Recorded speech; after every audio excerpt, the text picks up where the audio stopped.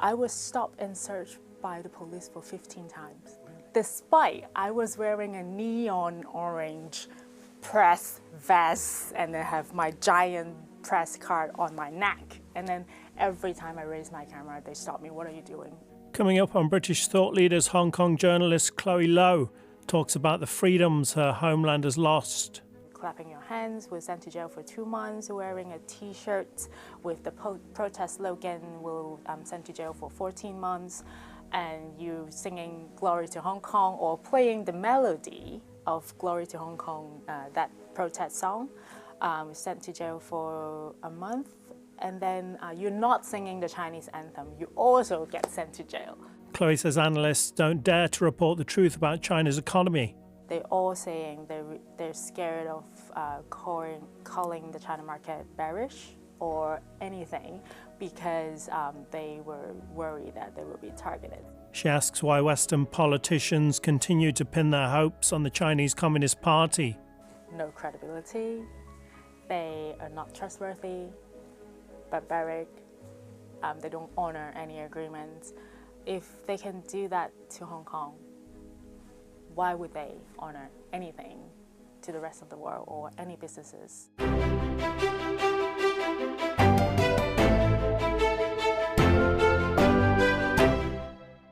Welcome to British Thought Leaders, I'm LeeAlanHall.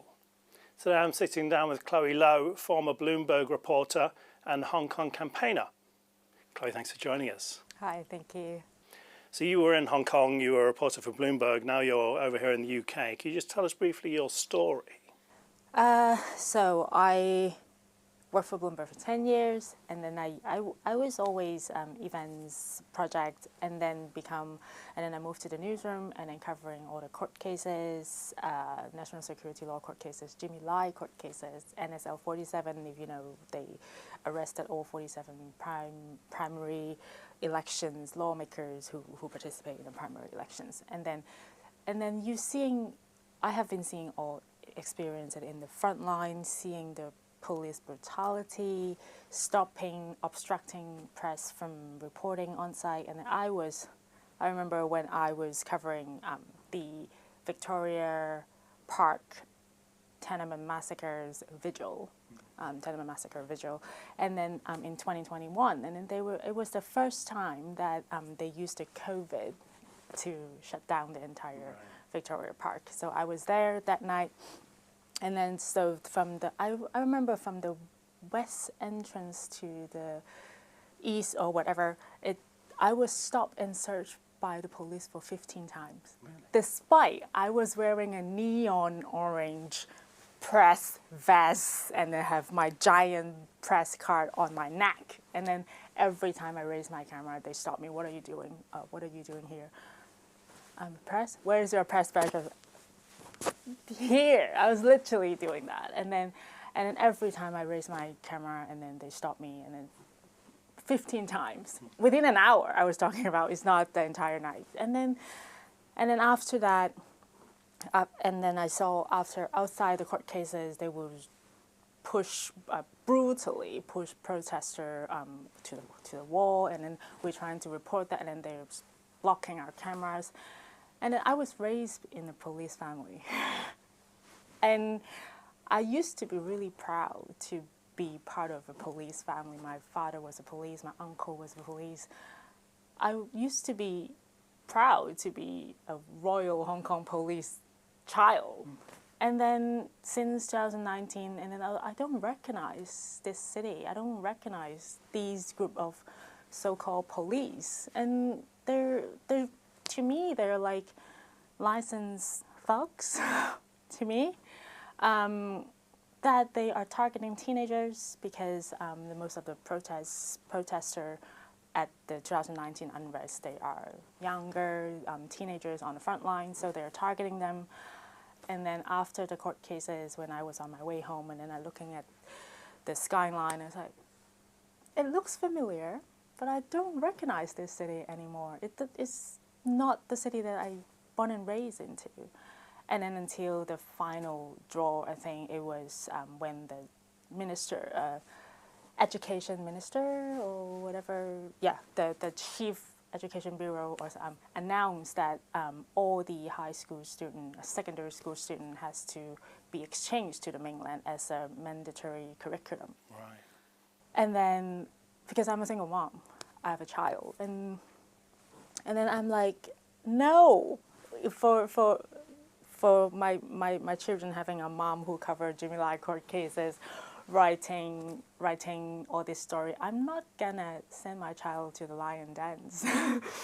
No, my child can't exchange to the mainland. So that's, and then the education minister was saying no one can have the exception not to go unless they are diagnosed severe illness or they broke their legs. So I either have to hope my child has severe illness or I have to break their legs so that they don't have to be exchanged to the mainland. No, I can't do that. So it's like the time for me. Okay, it's time for me to go.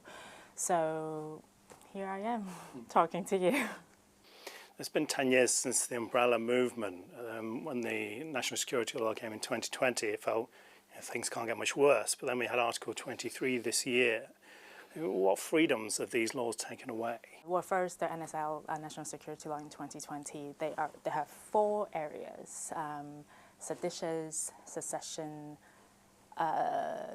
colluding with foreign forces, and terrorism acts. And so it was so vague.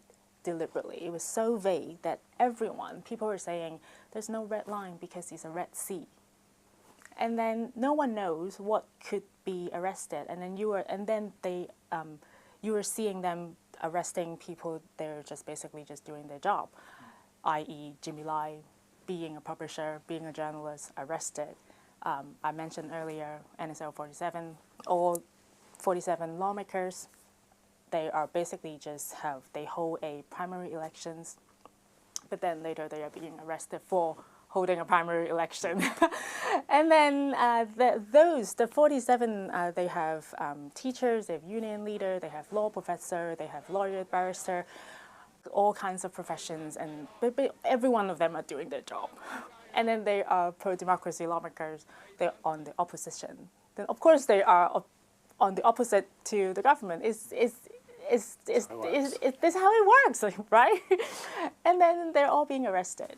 I think there was a lot of independent media were being shut down, and then Stand News, there's another one, media outlet, and then comes, if it's not enough, and then comes Article 23 in March. They pass, and then it basically cut all the loopholes, but it's just cut off the people of Hong Kong to the outside world, all the communications. Because they have now espionage, and then they also have thefts of state secrets, thieves for state secrets. So basically, imagine a pandemic death number, they could deem it as state secrets. Right. If you're a journalist, you're not allowed to report it. If there is a corrupted state leader, this is state secret. You're not allowed. So basically, nothing you can report anymore. Or some scandal in the higher people in power. Well, they can also deem it as state secret. So we're saying free press is basically a crime now. It's death. Yeah. If you look at the Stand News judgment, they were saying they're convicted as guilty. They found them as guilty because they published an opinion piece that is not in favor of the government. So, and they are seditious publishing. Those are seditious publication. An opinion piece, op-ed. So, yes, if you're not, say, in the favor of the government or saying anything slightly not agree with the government, then you're committing a crime. For yourself and other Hong Kongers who are over here and criticising what's happening over there, what effect does that have? What risks are you taking? I can never go back home. I have I've been tipped off a couple of times that don't come back. And we mentioned Article 23. My father cut ties with me on the day that the Article 23 passed. He called me, he messaged me, because he is receiving police monthly pension. So he said, your choice of friends and what you're writing is in direct conflict of my police monthly pension. I love China, I love CCP, I love Hong Kong. And then if you chose them over me, then we will stop here. And then I said, the moment I step on the flight, I already make my choice. If I can say what you just said, I don't have to leave.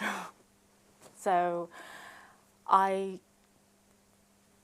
miss them a lot, and I can't communicate with them because I don't want to put them at risk. They're still there.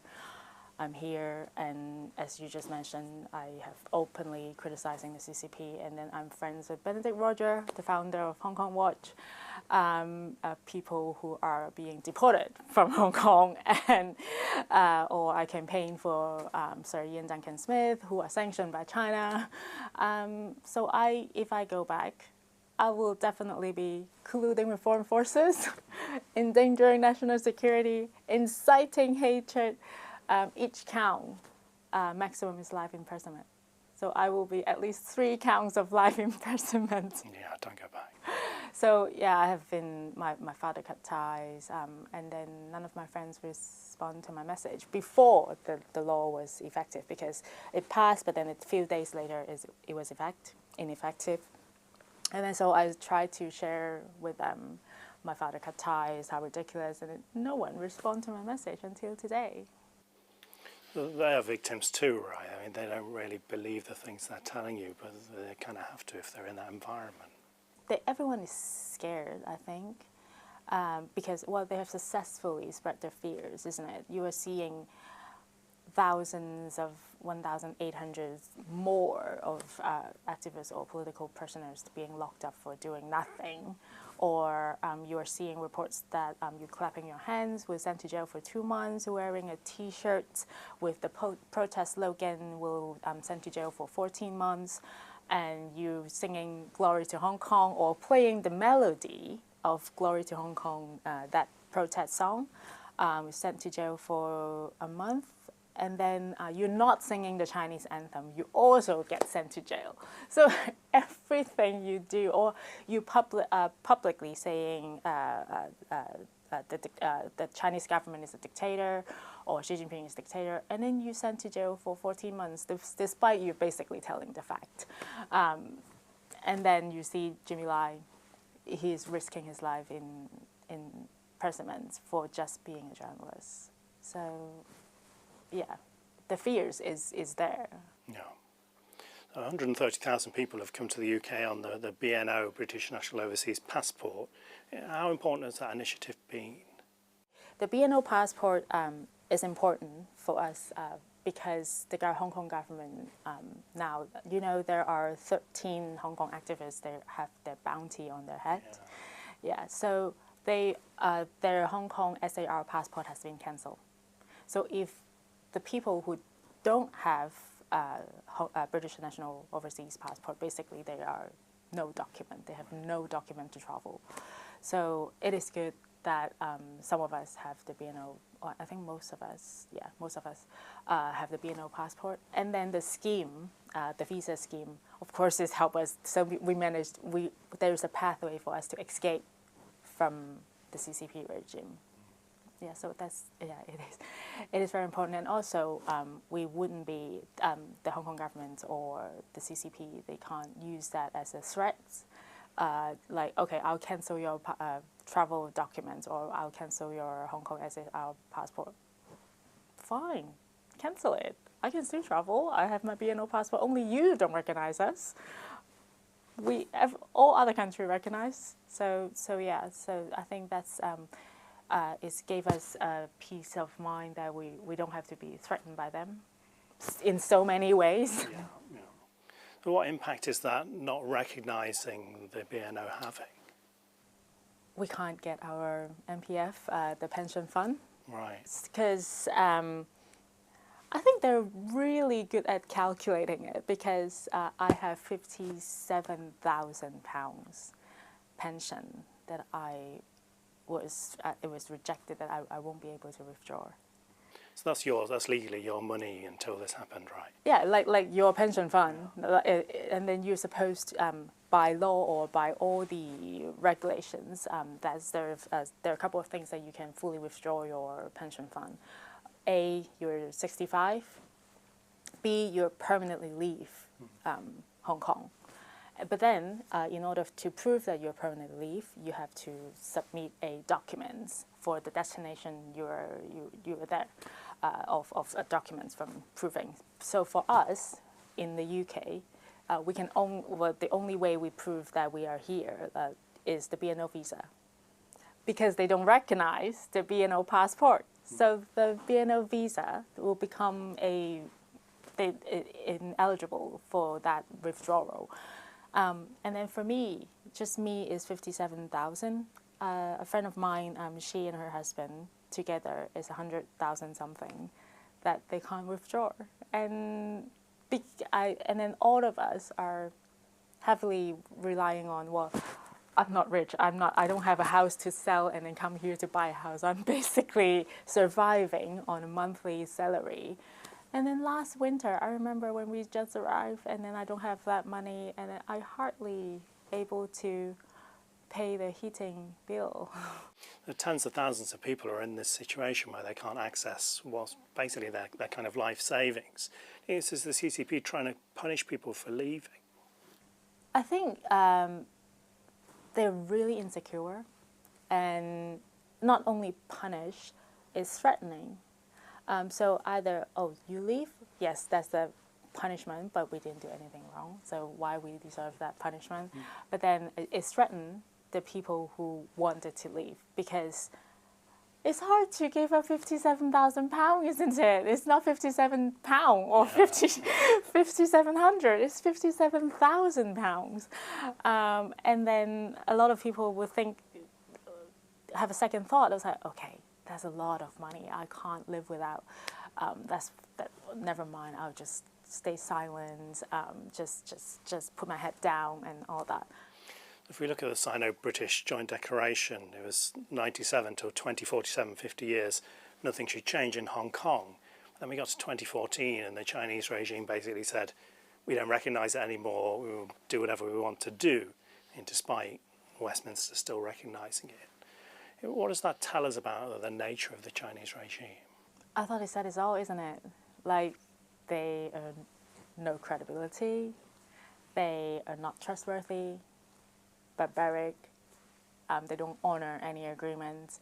If they can do that to Hong Kong, why would they honour anything to the rest of the world or any businesses? And I just don't understand how hard it is for the Western country to understand it. Yeah, it shows to you that if they can just rip off or tear off and in constant ongoing non-compliance, that's the government statement was saying, they're ongoing non-compliant on this agreement, then why would they honour any agreement with anyone else? So we were seeing the new government talk about building ties with China. Do you think Western politicians are maybe a bit naive to the nature of the CCP? Naive is a good word, but I remember I asked the new Conservative Party leader at a questions, Kemi Bainok, and then she said complacent. Right. That's very accurate. It's complacent. I think I also watched a party donor doing an interview, and then he was saying, oh yeah, if we want them to invest, we couldn't call them out publicly. We have to persuade them to do things in a humanity way. And then I'm like, who do you think you are? You can persuade the CCP. I mean, how complacent, or maybe ignorance, to think you can actually persuade the CCP in some way. But I mean, no, you have to see, there's so many evidence from Tibet, from Xinjiang, and then now Hong Kong. And if that's not enough, you're looking at Taiwan. And then all these issues, and you're still thinking you can persuade them. Why? No. Yes, it's very complacent. And I think it's really need to come to realization that is not maybe you get one or two things that in your favor, and then you think, yeah, see, well, they're totally in our way. We can persuade them. No, it's the CCP. Wake up. So this has been for decades now the CCP's way of, like, you can criticise us in private, but in public you need to be more supportive. What are your thoughts on that? Well, but they're the second biggest economy, isn't it? Everyone kowtowing to them. No one's want to upset them. And then people, I really don't understand how people can close a blind eye knowing the supply chain, forced labor, Xinjiang, concentration camp. They can just close a blind eye to all of that and is still doing business with them. And it's already reports saying the UN already rules that is a genocide of Uyghurs. And then how could this government, this new government, deny to recognize or using the term genocide or refuse to call China a threat? Why? I really don't know why. It seems that there's kind of this feeling like China can help save our struggling economy here in Britain. You worked for Bloomberg, the financial experts. How realistic do you think that is? When I was with Bloomberg, I did a story. It's Hong Kong analysts being silenced after national security law, out of fear of the national security law. So basically, the reports were saying that we spoke to over 30 analysts in covering the Greater China market. They're all saying they're scared of calling the China market bearish or anything because they were worried that they will be targeted. So even the property market is so bad, it's plummet, or is a bear market if you look at it, but they will still say it's okay, is normal mile, and then they would only tell their really close clients or investor in a close circle that what to invest, what not, but will not do anything publicly.